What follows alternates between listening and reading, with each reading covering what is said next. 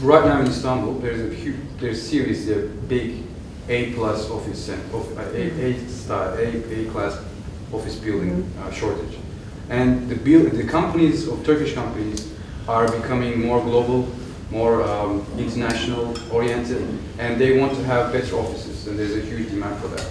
And there's a new model in Turkey, for example, one of the biggest investment construction companies or holdings is doing. They're building a city center, huge high-rise with a small, little fragmented offices of 90 square meters, 150 square meters.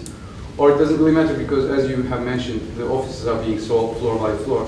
So instead of going into Turkey, into office market, building an office, and then trying to rent it out, funds can actually think of maybe selling it as well, because there's a huge demand to be able to buy offices. And when you buy an office, the amount of money that you made out of it when you rent it out as a individual person in the market is much higher than a residential place. But the problem that lies with it, there's a development which was done on that basis. International tenants try to run away from it. Why? Because on one floor, you end up with 2 or 3 owners discussion. Their interest is very different. So yes, I think there's good yields. I think there's a good market for it, and we've seen a very good transaction in the Levant area, but also in the Mecidiyeköy area. And we see a lot of them. A lot of transactions are happening at very good yields with very good return.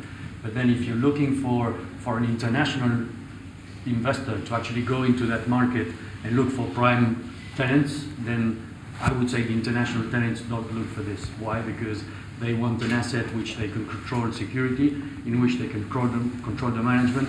The big problem with this type of ownership, multi-ownership, is how you manage the building on the long term. We see that depending on the appetite for maintenance of the building, then the building suffers from great depreciation.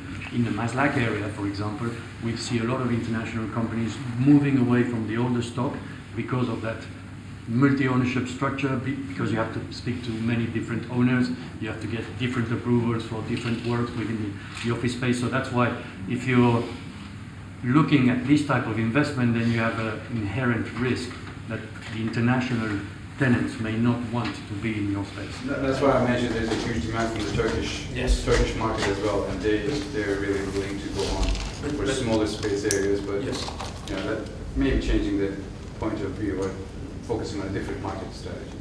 Yes, of course.